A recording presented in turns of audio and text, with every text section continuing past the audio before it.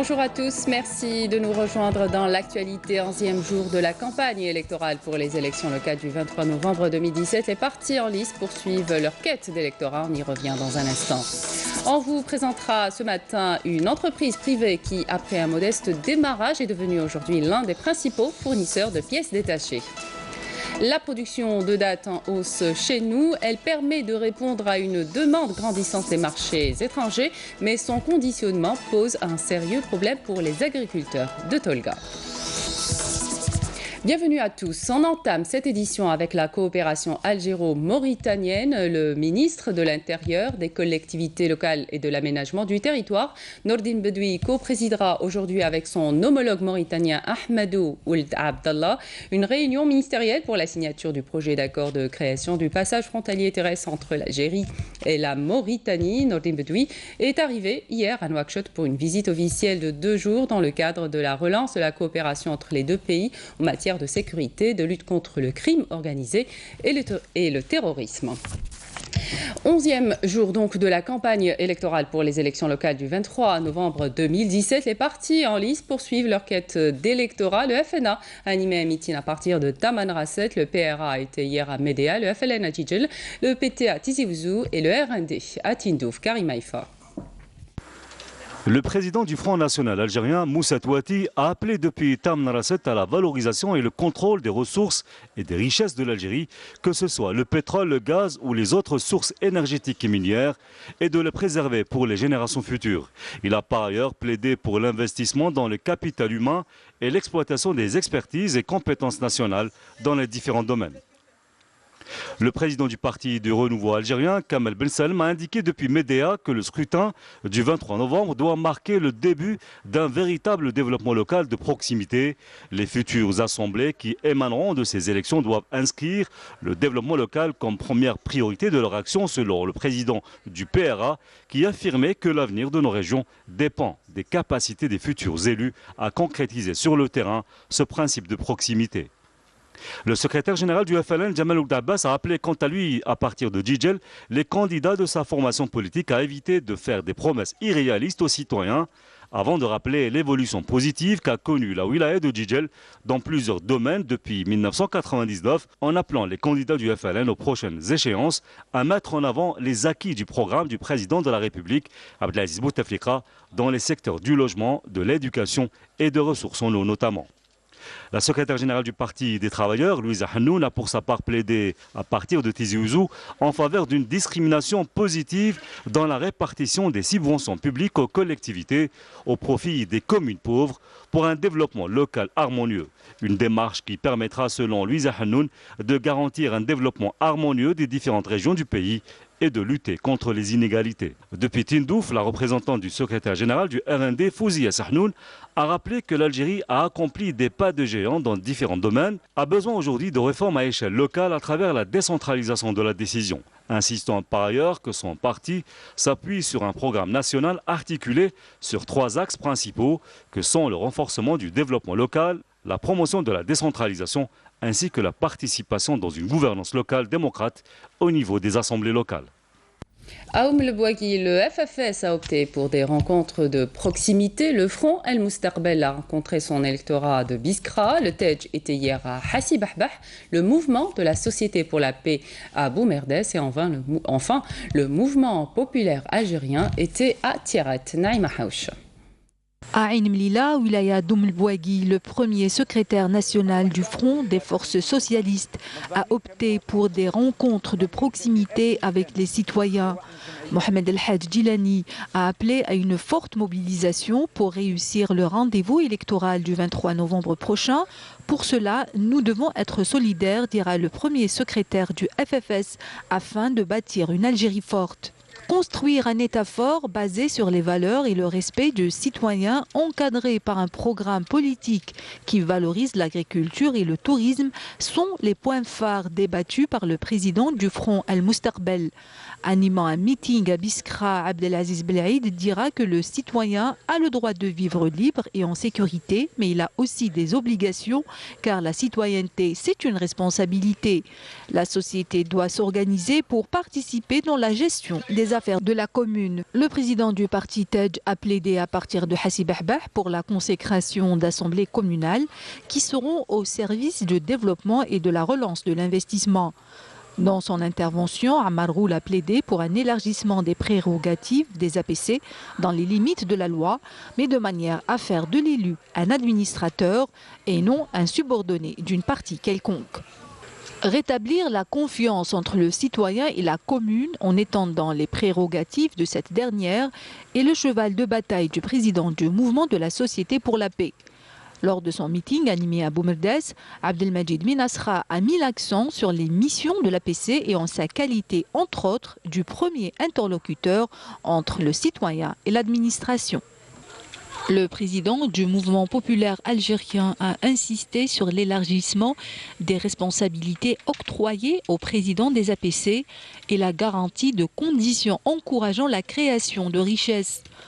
Ammar Ben Younes a préconisé un équilibre des pouvoirs au niveau local en donnant la priorité à l'élu local de gérer les affaires de sa commune et de sa wilaya dans le respect de l'administration.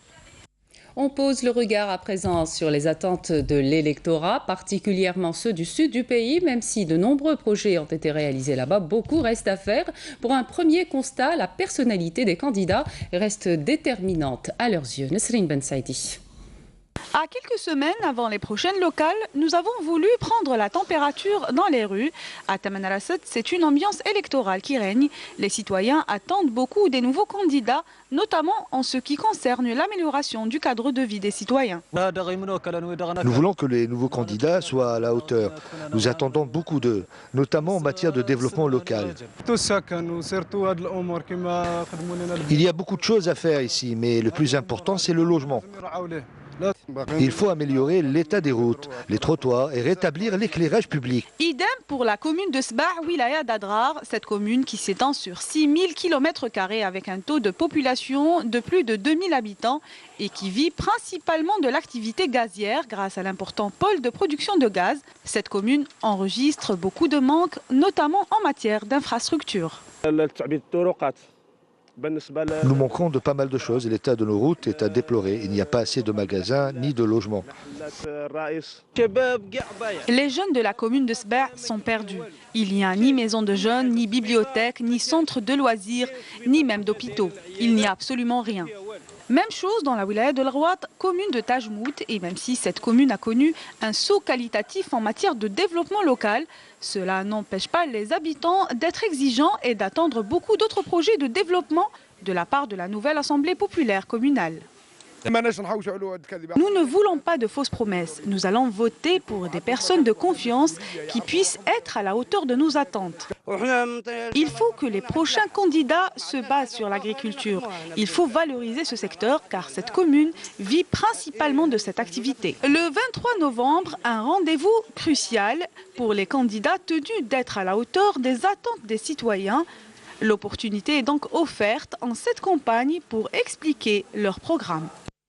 Même constat dans la commune d'El Wenza, wilaya de Tébessa, habitat, environnement, transport, mais aussi école, autant de domaines prioritaires pour lesquels la gestion locale est jugée insatisfaisante. Farah Hamadesh. La daïra d'El Wenza, wilaya de Tébessa. Cette localité à la frontière algéro-tunisienne est un chantier à ciel ouvert. Plusieurs projets y sont lancés, mais certains ont été réceptionnés sans être totalement achevés, comme cette école primaire qui manque cruellement d'équipements, notamment le chauffage, dans une région où les hivers sont rudes. Notre école dispose d'un poêle à mazout pour chauffer la classe. Nous avons 2 litres de mazout par jour. Il suffit à peine pour se chauffer la matinée. L'après-midi, les élèves reviennent en classe trempés par la pluie car ils habitent loin de l'école et ils retrouvent une classe froide. Malgré la bonne volonté de ces enfants, cette situation a un impact négatif sur leurs résultats scolaires. Des conditions de scolarisation inacceptables pour des enfants et dont les autorités locales de la wilaya de Tébessa se sont engagées à améliorer dans les plus brefs délais. Même chose pour le secteur de la formation et de l'enseignement professionnel et celui du sport qui a bénéficié de nombreux projets. Parmi les points noirs dans les projets lancés dans la wilaya de Tébessa, on retrouve l'habitat avec l'aménagement des nouvelles cités. Nous avons emménagé dans cette nouvelle cité il y a 4 ans et nous n'avons toujours pas d'électricité, ni eau, ni gaz. La cité n'est même pas raccordée au réseau d'assainissement. La synchronisation entre les VRD et les amenés et la voirie, les équipements et le logement. Comme par hasard, أنه برنامج السكن هنا سبق التهيئة وسبق إيصال المياه الصالحة للشرب وسبق الطريق وسبق الكهرباء. Des consignes ont été données pour accélérer les opérations d'aménagement et de viabilisation de ces nouvelles cités dans la Daïra del Wenza. Car lancer des projets c'est bien, mais les finir c'est encore mieux et il y va du bien-être des citoyens. À Khenchela, on investit beaucoup dans le logement avec des programmes ambitieux mis en route par les pouvoirs publics. La crise de logement est pratiquement résolue au niveau de cette wilaya de l'est du pays. Reportage sur place d'Abdelmajid Barkassi. Khenchela est en passe de devenir une des premières wilayas à régler ses problèmes de logement. Non seulement beaucoup d'habitants ont bénéficié du programme de logement rural, avec plus de 35 000 attributions pour une région à vocation agricole, mais Khenchela a également à son actif tout un programme de logement de différentes formules. Et le taux d'occupation par logement est l'un des meilleurs à l'échelle nationale. De par l'importance du programme qui était, alloué à cette wilaya, en termes de besoins, on peut dire qu'on a réglé le problème de logement de cette wilaya. Il y a eu de rappeler également que ce programme LPL et ADL, il est renforcé par d'autres segments, le LSP et le LPA et l'habitat rural individuel. Et un autre programme qui vient d'être accordé à la wilaya, c'est les lotissements sociaux dont les travaux de viabilisation seront lancés incessamment. On a à peu près 14 000 logements qui en chantier. Maximum dans 24 mois, on va livrer ces 14 000 logements. Pour le taux, Khenchela, c'est un taux d'occupation, par logement de 4 personnes par logement. Donc c'est un taux qui est très très bas. Nous nous sommes rendus sur place pour constater de visu l'étendue des chantiers mis en route et des programmes à l'arrêt et qui ont pu redémarrer. En ce qui concerne donc les chantiers qui ont été à l'arrêt, LPL et LPA, on a relancé pour le LPA 259 logements et pour le LPL 488 logements. Cette cadence et cette dynamique a été renforcée récemment par l'apport supplémentaire qui a été dégagé par le gouvernement en termes de financement. Je veux dire que le plan de décaissement au niveau de la CNL, il fonctionne le plus normalement du monde. Nos entreprises sont payées au dernier sou. Quant au programme gestion également directeur de logement qui est inscrit à l'indicatif du Wali, dont le financement est assuré par le Trésor public également, on n'a aucun problème de financement. Dans le cadre de la formule ADL2, Khenchela, qui avait bénéficié d'un programme de 2000 logements, a été la première à avoir livré ses premiers logements et s'apprête à livrer un autre quota. Une partie a été, déjà livrée et les bénéficiaires, ils occupent leur logement. Et dans un proche avenir, dans 15-20 jours, c'est la fin du mois, la première quinzaine du mois de novembre, on va distribuer 700 logements ADL au niveau de la wilaya de Khenchela, dans le cadre du programme ADL2. Une bonne nouvelle pour les souscripteurs ADL 2013. La réussite des uns face aux ambitions des autres, c'est l'objectif de la caravane régionale Centre de l'entrepreneuriat qui fait une halte de 3 jours à Buira. De jeunes entrepreneurs ayant réussi leur engagement dans la création de leur propre entreprise vont sensibiliser d'autres jeunes à se lancer dans la création d'entreprises et sortir du monde du chômage. Hassiba Abdallah. Cette caravane sillonne les différentes communes de la wilaya de Buira dans l'intention de se rapprocher des jeunes diplômés aux grandes ambitions. Objectif, inciter les jeunes à créer leur propre entreprise avec l'appui des organismes d'aide pour l'emploi créés par le gouvernement. J'ai fait de la formation professionnelle, traitement des eaux plus exactement. Je me suis rapproché de cette caravane pour avoir une idée sur les différentes étapes pour créer une petite entreprise. Les jeunes viennent vers nous et nous posent plein de questions. Comment créer une entreprise? Quels sont les documents nécessaires? La création d'une entreprise est possible. Ça débute avec une petite idée qui se concrétise petit à petit. En Algérie, nous avons la chance d'avoir plusieurs organismes créés par le gouvernement, comme l'ANGEM, l'ANSEJ et d'autres, qui ont comme mission d'accompagner les jeunes entrepreneurs dans cette démarche. Dans cette caravane, les jeunes pourront trouver des réponses à leurs interrogations. La caravane a 3 jours pour accomplir sa mission. Le rôle de cette caravane est d'informer, de mobiliser, orienter et de former tous les jeunes porteurs de nouveaux projets. Et pour cela, nous avons prévu une assiette foncière qui pourra servir pour ces projets. Nous espérons que ces projets seront adaptés aux caractéristiques de la wilaya. Demain sera le dernier jour de la tournée. D'ici là, la caravane devra encourager la création d'un maximum de projets, des projets qui contribueront au développement économique de la wilaya de Bouira. À Mostaganem, la fabrication de pièces métalliques sur mesure et sur commande est devenue la spécialité d'une entreprise privée qui, après un modeste démarrage, est devenue aujourd'hui l'un des principaux fournisseurs pour un grand nombre de sociétés en pièces détachées. Reportage à Abdelhalim Aïch.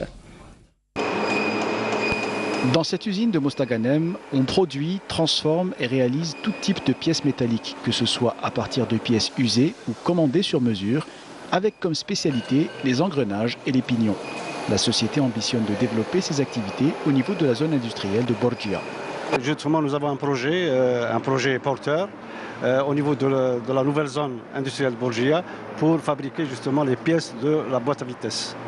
Et nous sommes fiers justement de notre savoir-faire actuellement parce que nous avons quand même des ingénieurs et des techniciens qui ont un savoir-faire et qui sont là pour satisfaire toutes les exigences de nos clients. Notre entreprise est spécialisée dans la fabrication mécanique et la maintenance industrielle. On répond aux appels des entreprises, que ce soit étatiques ou privées, quand ils sont en panne. On leur fait diagnostic et on fait de la fabrication mécanique, tout type de pièces. Les procédés de fabrication de pièces devraient bientôt connaître un processus de modernisation. Nous allons développer notre activité pour avoir des machines numériques parce qu'actuellement nous travaillons sur l'automatique. Mais réellement, ce qui nous manque actuellement, c'est numériser tout ce qui est là pour justement satisfaire notre client. La société a commencé modestement avant d'évoluer grâce à un management efficace et à des objectifs ambitieux. بدينا بتيب تي اس avec une machine, ومن بعد وصلنا avec 30 machines de tournage, fraisage et traitement thermique. الخدمة تاعنا نخدموها avec garantie une année de la pièce. وبدينا بشوية مع الكليون واحد، بدينا مع les entreprises étatiques مع les CCLS, les carrières, le NOF, les CCLS et les confections des pièces bateaux. Avec un carnet de commandes plein, la société est appelée à s'étendre, notamment au niveau de la zone d'activité industrielle de Borgia. Eurlmic est un exemple des projets d'investissement. Nous avons vu une entreprise en cours d'exploitation. Elle a bénéficié d'un terrain pour la réalisation de son extension au niveau du parc industriel de Borgia. C'est un exemple des entreprises dans le secteur ISMME, de la sidérurgie et de la mécanique. Et la wilaya de Mostaganem est en train d'encourager ce type d'investissement et tout investissement qui va dans le cadre des priorités nationales en termes d'industrie, de services ou de commerce. Compte tenu de la situation économique actuelle favorisant les investissements productifs et dans l'optique de diminuer la facture d'importation, cette société apparaît comme un exemple de réussite du secteur industriel à Mostaganem. La phoeniciculture ou la production de la date, une filière en plein essor en Algérie. Sa production en hausse permet de répondre à une demande grandissante des marchés étrangers, mais son conditionnement pose un sérieux problème pour les agriculteurs de Tolga dans la wilaya de Biskra. Manel Boudouaba. À chaque coup de starter donné pour la période de cueillette des dattes à Tolga et ses environs au début de l'automne et jusqu'à la fin du mois de novembre, la polémique enfle autour du conditionnement, du stockage et de l'exportation des 50 variétés de dattes produites ici, dont la plus appréciée, Deglet Nour, ou comme on l'appelle communément, le caviar national. Par manque de formation dans les techniques de stockage ou d'encadrement, les agriculteurs ont du mal à conserver leur production dans les chambres froides et à empêcher leur détérioration une fois arrivés vers les pays importateurs. Bref, une filière gangrénée de problèmes. Le plus grand problème pour nous en tant que société est celui du foncier. J'ai tout en main, j'ai le permis de construire, j'ai obtenu un crédit de la banque pour 5 ans sans intérêt, mais arrivé à l'encadrement, j'ai été livré à moi-même. Arrivé en Europe, la date noircit car le fellah ne la stocke pas de manière correcte dans la chambre froide et ceci est un grand problème. On remercie d'ailleurs le Wali de Biskra car il a décidé d'organiser des journées d'études, d'information et de sensibilisation en collaboration avec la Chambre de l'agriculture. Les exportateurs tirent la sonnette d'alarme. Pour eux, la filière des dattes est en danger et tend à disparaître dans à peine 3 ans. Il faut aller vers la certification. Nous avons un sursis de 2 à 3 ans pour que les unités de conditionnement s'alignent sur les normes internationales. Sinon, elles devront arrêter leur activité. Les unités de conditionnement suivant les normes internationales. Si l'on n'agit pas rapidement durant les 2 ou 3 années à venir, Deglet Nour va nous échapper. À la subdivision de l'agriculture de Tolga, l'heure est à l'optimisme. Cette année, la production sera bonne, notamment celle de Deglet Nour, dont la qualité reste à ce jour inégalable. Les fellahs, quant à eux, attendent des solutions concrètes à leurs problèmes, sous peine de déserter la filière. Le porte-parole du secrétaire général des Nations Unies, Stéphane Dujarric, a affirmé mardi que le nouvel émissaire de l'ONU pour le Sahara occidental, Horst Köhler, poursuivait sa mission de médiation au Sahara occidental conformément au mandat qui lui a été conféré par le Conseil de sécurité. Il y a un mandat du Conseil de sécurité conféré à l'envoyé personnel ainsi qu'à la MINURSO et nous allons continuer ce mandat et poursuivre notre travail, a déclaré le porte-parole d'Antonio Guterres lors d'un point de presse avant d'ajouter que les mandats de Köhler et de la MINURSO ont été établis par le Conseil de sécurité. C'est sur cette base que le processus de règlement du conflit du Sahara occidental sera poursuivi. Horst Köhler est attendu le 22 novembre à New York pour présenter au Conseil de sécurité les résultats de sa première tournée régionale dans la région pour relancer le processus onusien. Du sport, la sélection algérienne de football a effectué sa première séance d'entraînement ce lundi soir au Centre technique national de la FAFA Sidi Moussa Alger, sous la conduite du nouveau staff technique national dirigé par Rabah Madjer, en prévision de 2 prochains matchs contre respectivement le Nigeria le 10 novembre à Constantine et Centrafrique le 14 novembre à Alger. Sur les 23 joueurs convoqués par le coach national, 15 y ont participé.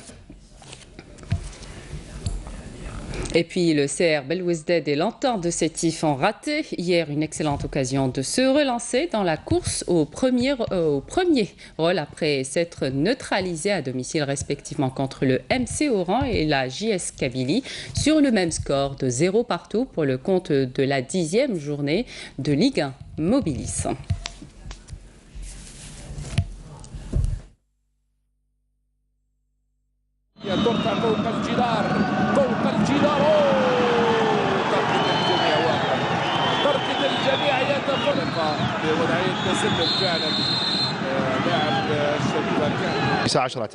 حاول إبطال مفعول هجمة معاكسة كرة بجسمه لتلمسه عند خط 18 مترا.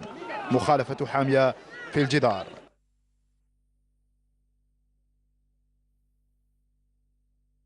كرة إلى الزاوية البعيدة لتمر.